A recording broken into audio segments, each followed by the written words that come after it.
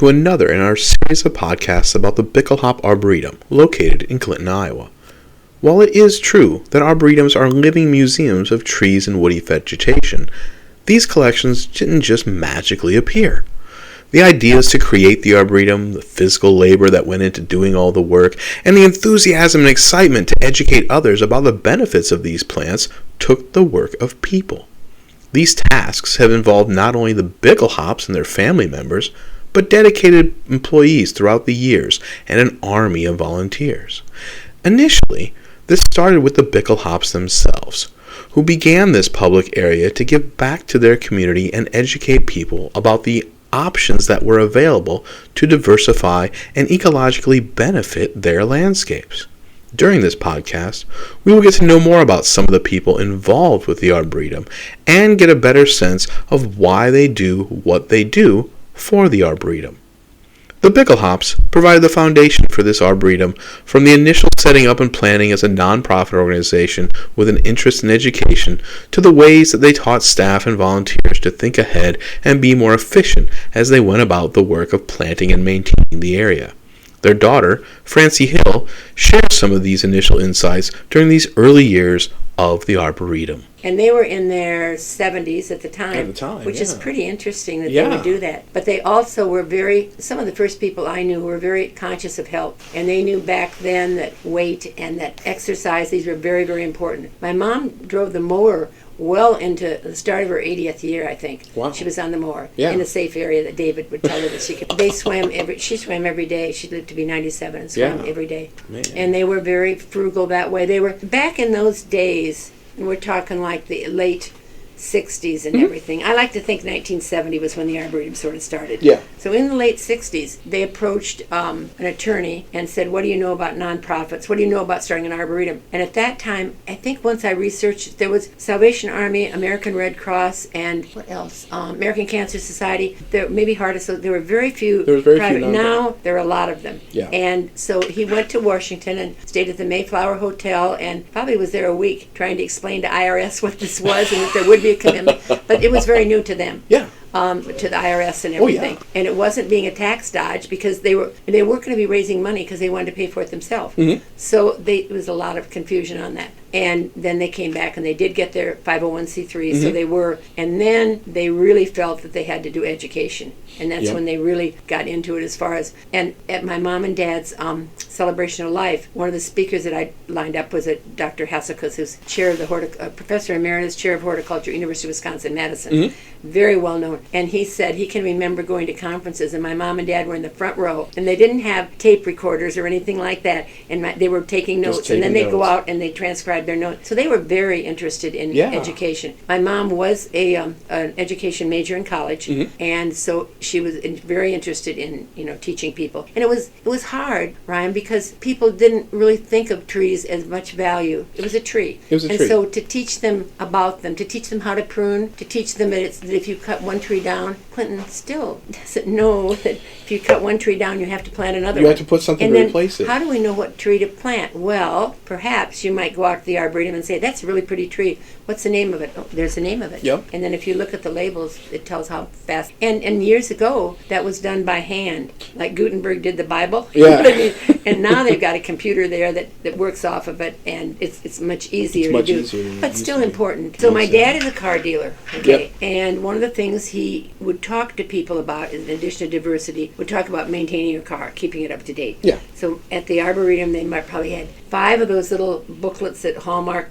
gives you to put birthday book, Okay. And they had to, every time they put oil in, they had to list the oil, right, and the date of it. Every time they put gas in, all that kind of stuff. David swears by it now. Yeah. But at the time, it was hard for me to understand, also David, to understand why it really mattered. But everything that is wrong usually is because of the bad habits that we have. For instance, you go out to go do something in the field, and Alan's going to come out too, and Alan has to run back for something, and you go ahead. No, that's wasting time because then he's got to walk. So there always was a second seat on all the equipment, so the one person could ride shotgun. Not to check them, but always say that. And always, David reminded me of this morning. I'd forgotten that they had, before they had fanny packs or backpacks or I don't know, and in the morning they would put all the equipment they needed in it. They would have to take everything out because my dad said if somebody has to run back for something, that's wasting time. So it's important that you keep everything, every way you can keep the maintenance dollars down. So that was a good lesson for everybody to learn. I think the volunteers learned that as well. I think it's important to know that this was started by people who were able to at first resist some change and then understand it. Yeah. And I think that's what we all need to work towards. It may not be the same as when I was there, when you went there, but we also accept change and we move with it, and we know that that's going to happen. And it's okay. Yeah. And as long as you keep the vision alive, I think it's okay. And there's a lot of change that happens at that Arboretum, because, and I've talked to this with Dave before, I said a lot of people don't realize that these are living things. Yeah. For the past 11 years, Margo Hansen has been the Arboretum's Director of Programs. Margot's local background and upbringing, along with her educational background and enthusiasm, have entertained and educated visitors and volunteers at the Arboretum during this time. She discusses how all of this came to be and how her involvement with the community on so many levels also has been beneficial to both the Arboretum and the community at large.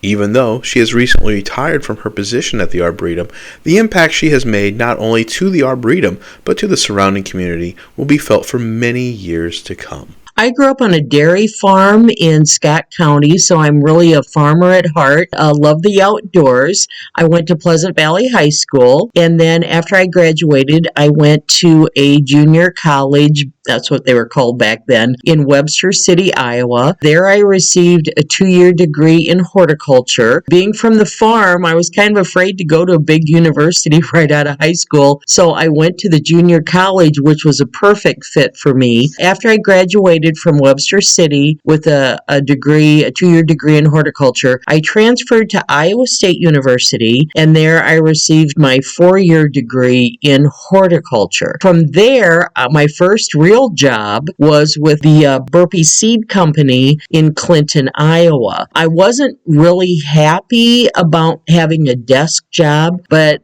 being in the Burpee Seed Company was just a very wonderful learning experience. While I was at Burpee's, I was able to spend 2 summers at their research farms in California. I did all kinds of things, working with the plant breeders, working in the seed lab, and also working with some professional photographers who did photography for the Burpee Seed catalog. So that was really exciting for me, being a farm girl from Iowa who'd really never left the state, and then here I am in California experiencing all those new things. And that, of course, was back in the 1970s. So that was a long time ago. From the Burpee Seed Company, my next job was actually running my own garden center, which I had in Clinton for 16 years. And then after that, I went to Wallace's Garden Center in the Quad Cities and ran one of their locations for several years. Then coming back to Clinton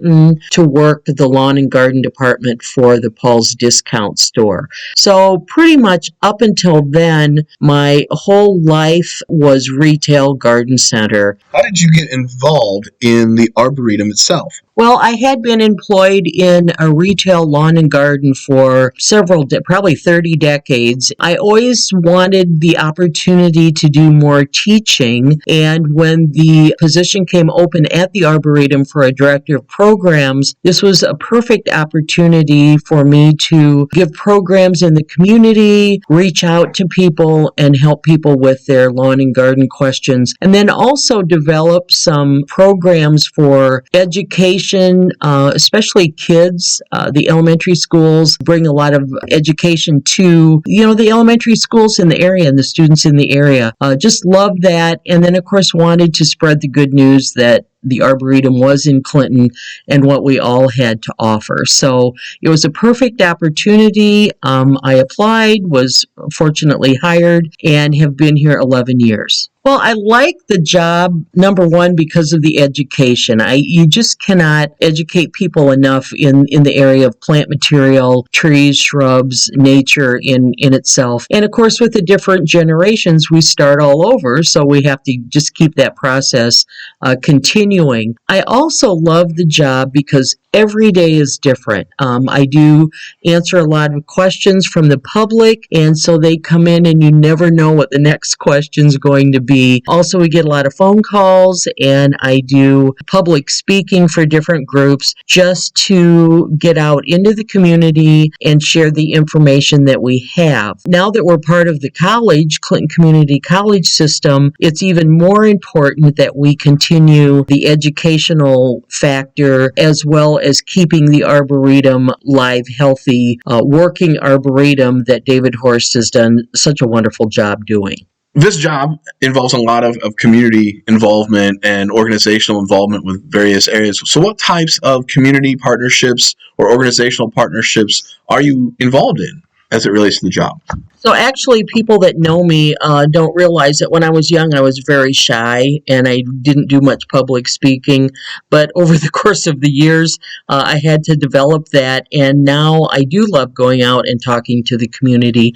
But I also have been very active over the years in the Clinton area. I was one of the founding members of our Clinton Trees Forever group, and that group has planted literally thousands of trees in and around the community, as well as doing educational programs. In addition to that, I did over 30 years of the local farmers market, so that is a great connection. It got to the point where people would come up to the market to ask me questions, which was great. You know, anytime I can answer a plant question, I'm happy to do that. In addition to that, I do have a radio show and have had that for over 30 years where I do answer lawn and garden questions, and then I talk about things pertaining to that particular season or things that are going on in the plant world at that time. A certain insect might be a problem, or, you know, when do I plant my tomatoes? Is it too early?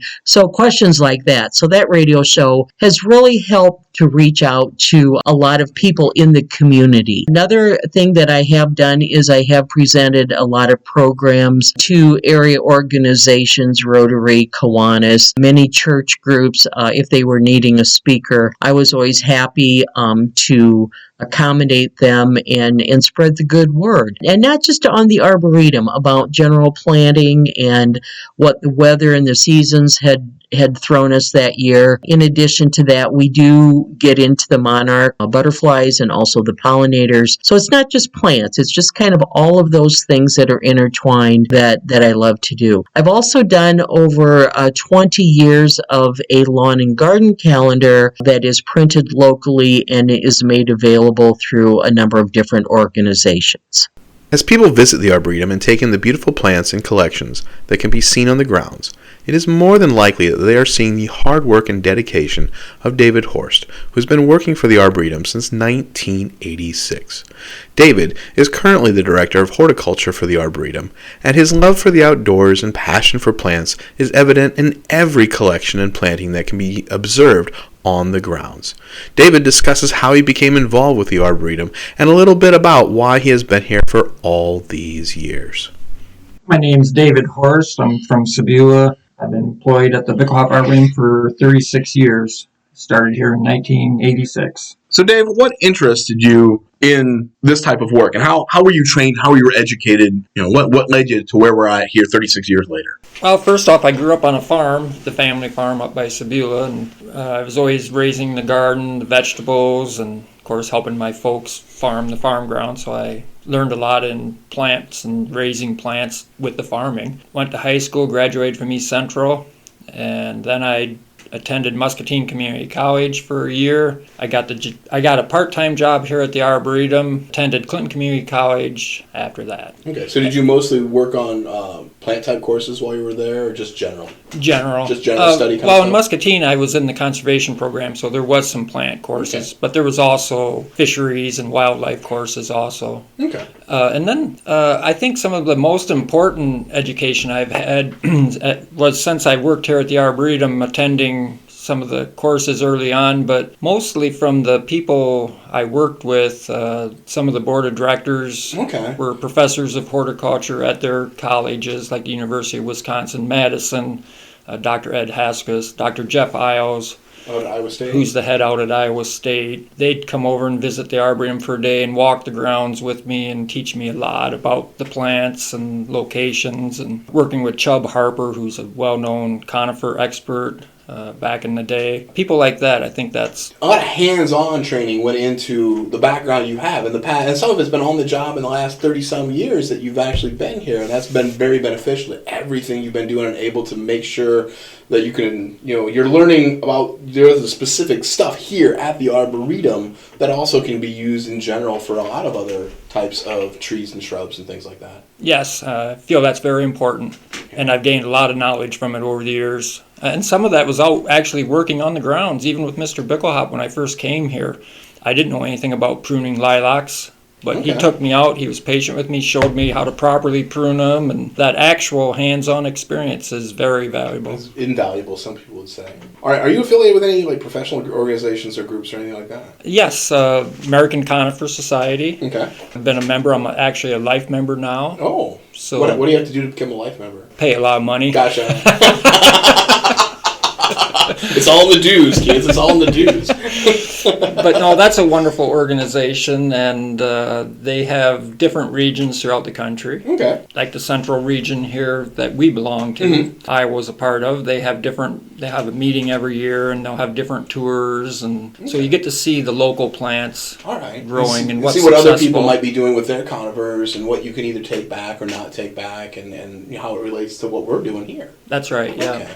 Yep. Through a family friend, I was told about the job here at the Bickelhaupts Arboretum one summer. It was a part-time summer job. I decided to apply for it. After working here that year, I decided that working with plants is what I liked. I liked the area. I liked the Arboretum. I liked my job taking care of the plants and planting them and watching them grow, and decided that's what I wanted to do for the rest of my life. And I'm still here 36 years later. Still here 36 years. It's nice to get paid for something you like doing. That is always helpful. And I still say that to today. You still say that today? Yeah. That is amazing. The aspect of this job that's really nice is you get to be outdoors, you get to work with your hands, you get to watch things grow, that sort of thing, correct? Absolutely. And it's a changing season with the seasons. Even winter is an interesting time. So I don't just sit at a desk or an assembly line doing the same thing all day. It's always something different. Even on a given day, I start out doing something, I change over, and maybe spread wood chips or pull some weeds or do some pruning. It's different all the time, and that's what I like. While the people that work for the Arboretum are dedicated and love their jobs, much of their work is outside.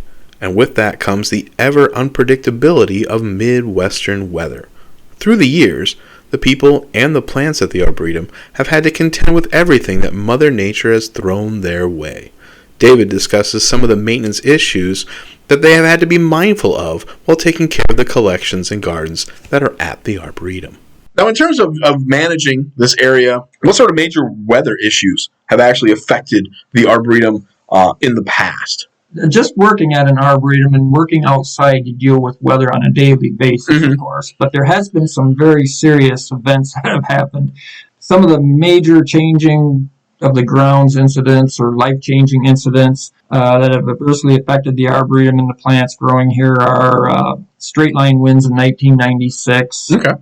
They destroyed a 172-year-old bur oak and many other large trees that were growing. January of 2019, severe cold temperatures of minus 29 below.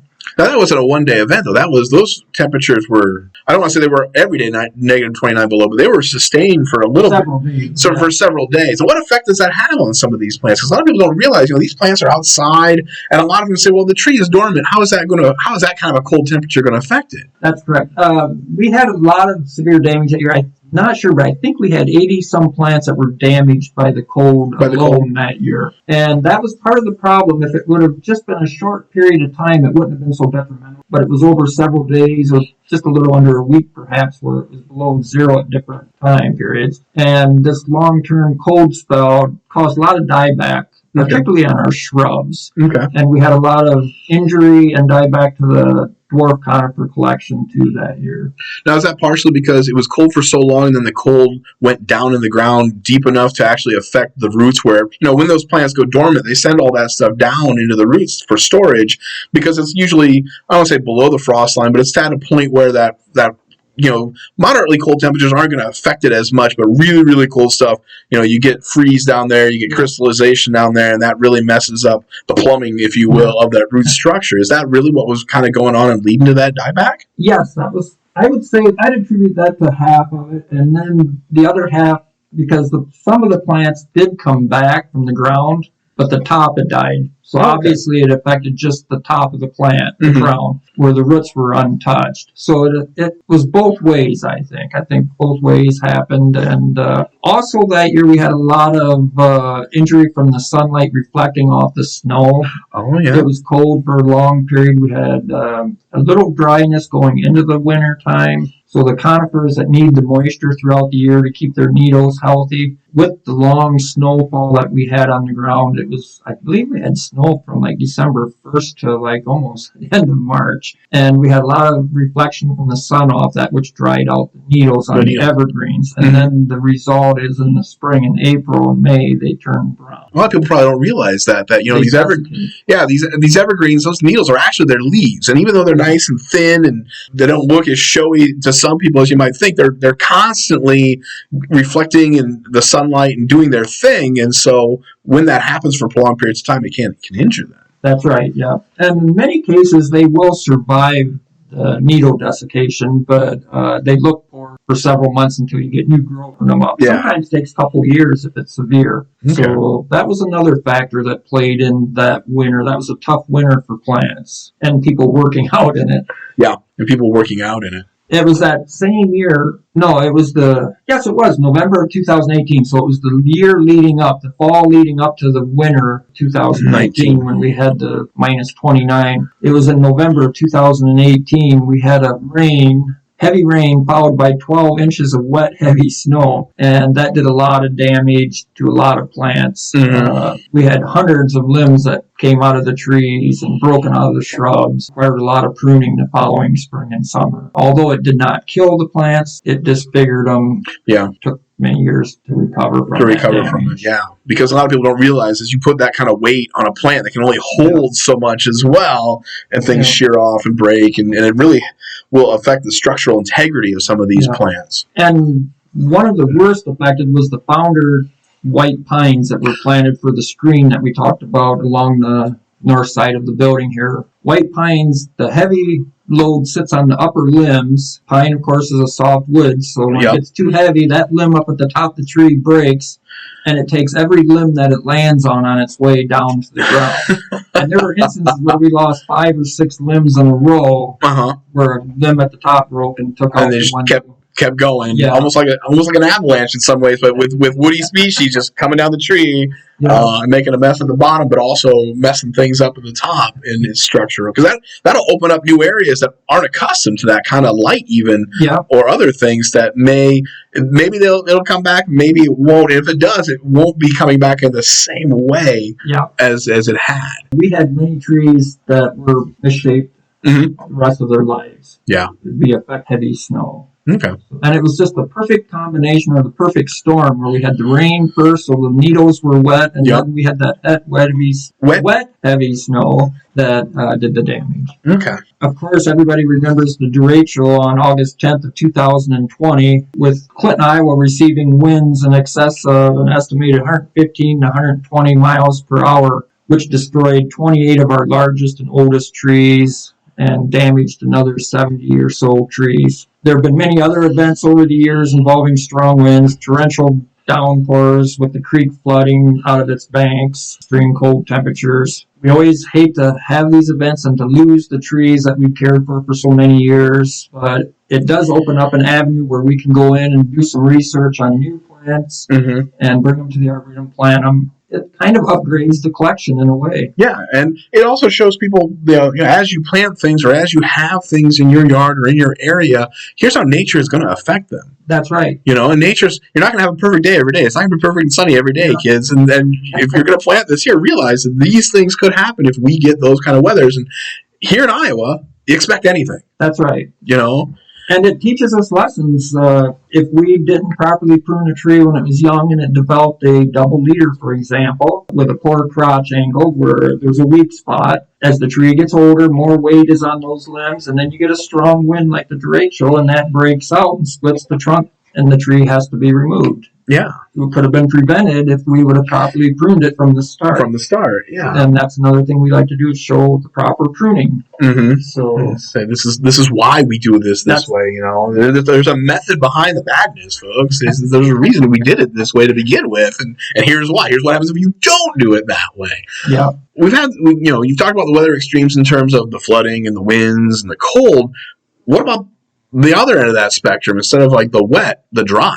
That's a good point. I missed that one. The droughts. The droughts. And there's been plenty of those. Even last summer it was pretty dry. Mm-hmm. We tried to prevent droughts ahead of time by putting down a nice layer of wood chips, using them as mulch. Because those will retain the moisture for longer periods of time. You want to water out with a bucket every day and water things. That's right, and it keeps the sun from baking the soil. Whereas mulch has many other benefits, but drought is probably one of the most important ones. It keeps that soil at a constant moisture level, or more consistent anyway, and temperature level. But we do have hydrants spaced throughout the Arboretum. If it does get too dry, we start watering the new plants first, the ones that don't have a fully developed root system. Yep. So we water them first, and then we will go to the ones that were planted the year preceding the drought period, and we'll water those, and then we keep monitoring other ones beyond that. So it's a systematic process. Depending on if the drought conditions are here, you go around and say, okay, the newer stuff that hasn't been established first may not